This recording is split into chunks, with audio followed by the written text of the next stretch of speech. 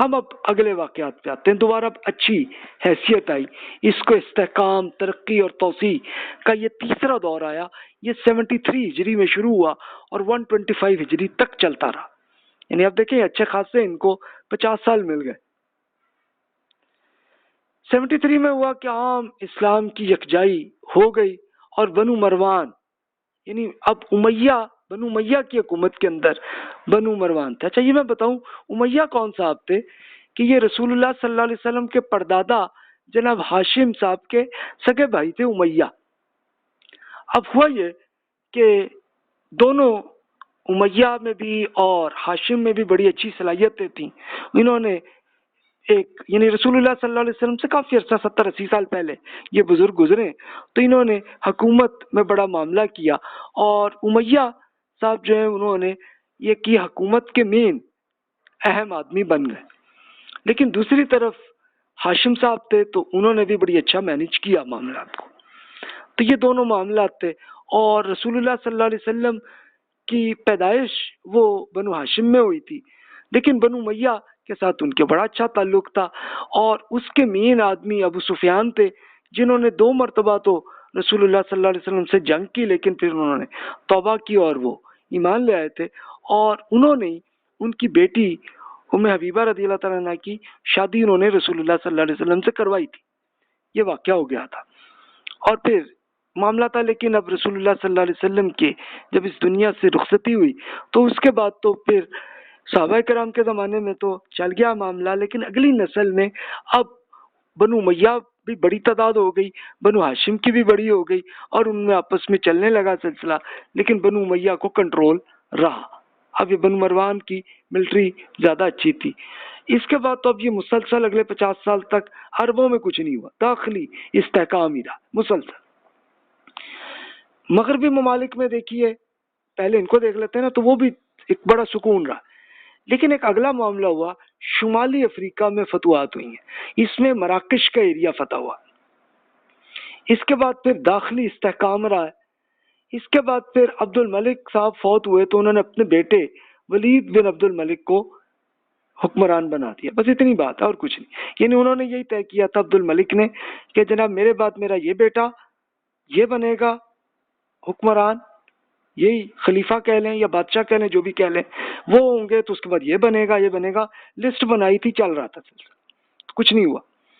لیکن مشرقی ممالک میں خاص طور پہ عراق اور ایران میں مسئلہ رہا.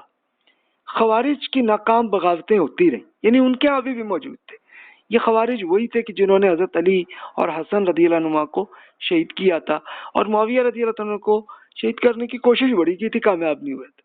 لیکن بغاوتیں کرتے رہے اور وہ پورے عراق اور ایران کے پہاڑوں میں کہیں چھپے رہے تھے. اس کے بعد پھر بہرحال چلتا رہا, مینج رہا معاملہ. ازبکستان میں مزید علاقوں کی فتوحات ہوئی ہیں.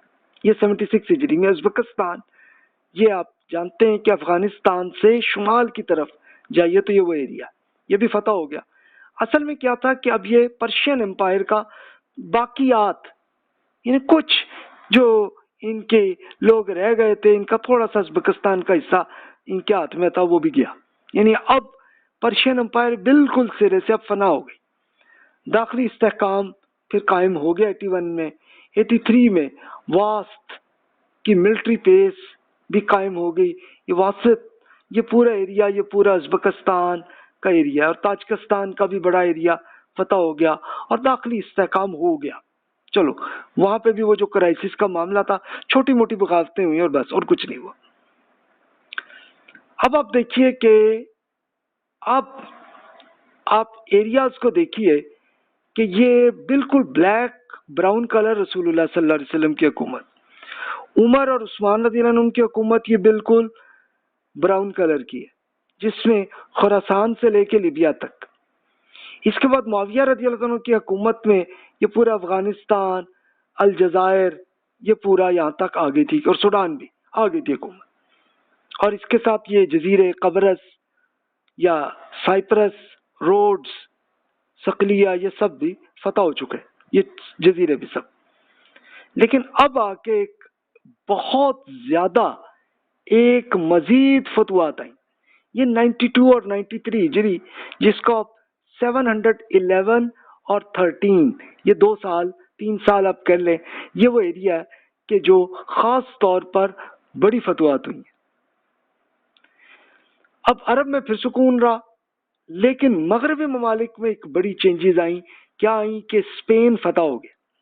اچھا، اس میں کیا ہوا تھا کہ اسپین میں وہاں کے کرسچنس کی میجورٹی تھی۔ اچھا، ان کے بادشاہوں میں آپس میں لڑائی جھگڑے تھے، بڑے کرائسس چل رہے تھے، تو انہوں نے اب الجزائر کے جو گورنر تھے ان کو ریکویسٹ کی کہ جناب ہمارے مسئلے حل کریں، تو انہوں نے پھر کیا ایکشن۔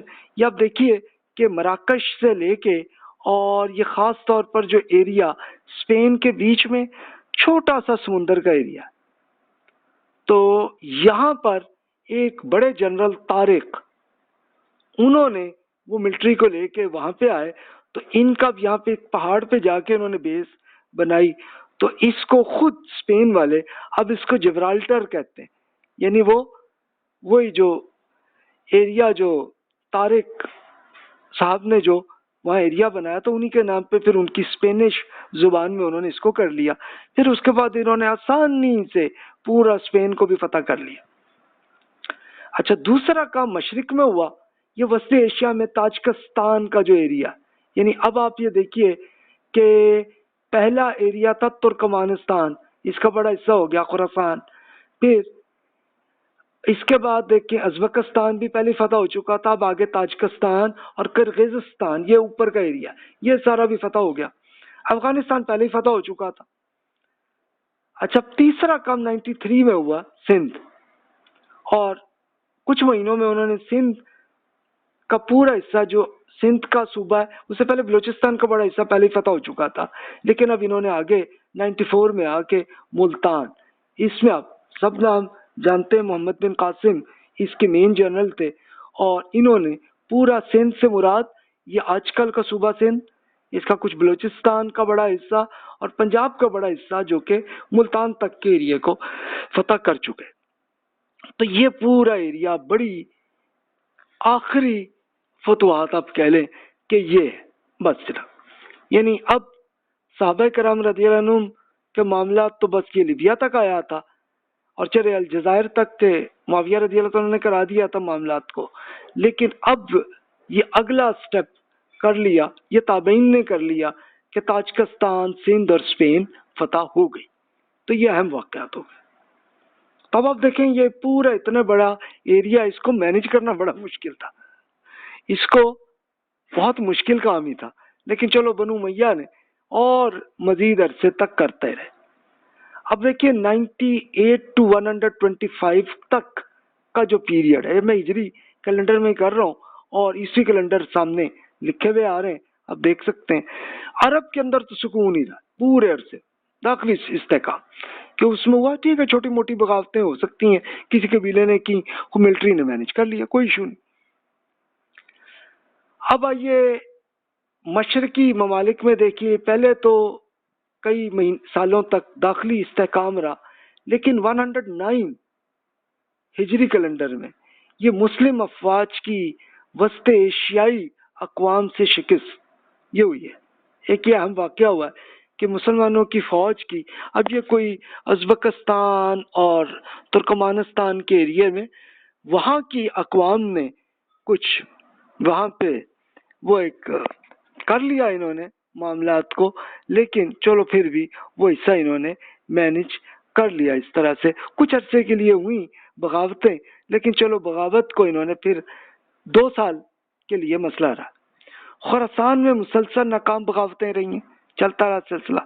شمالی ایران میں دوبارہ کنٹرول رہا 119 میں۔ عراق میں زید بن علی نے ایک یہ بغاوت کی تھی، عراق میں ناکام رہی ان کی، اس کے بعد پھر داخلی استحکام رہا۔ یعنی دیکھیں تو چھوٹی چھوٹی بغاوتیں، اسپیشلی یہ جو ایریا ترکمانستان، ازبکستان، خراسان، یا خراسان آج کل ایران کا حصہ ہے، تو اس میں رہیں بغاوتیں، عراق میں بھی کچھ رہیں، لیکن مینج رہیں، معاملہ مینج رہا۔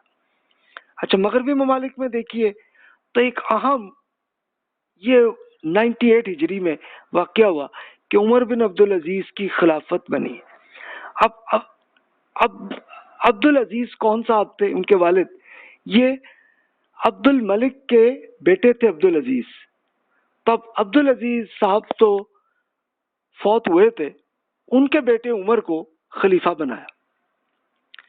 اب یہ بنو امیہ کے صرف ایک صاحب ہیں عمر بن عبد العزیز ہی، جس پہ پوری امت کا اتفاق ہے کہ یہ اتنا بڑے نیک آدمی تھے، بڑے اچھے نیک اسکالر تھے.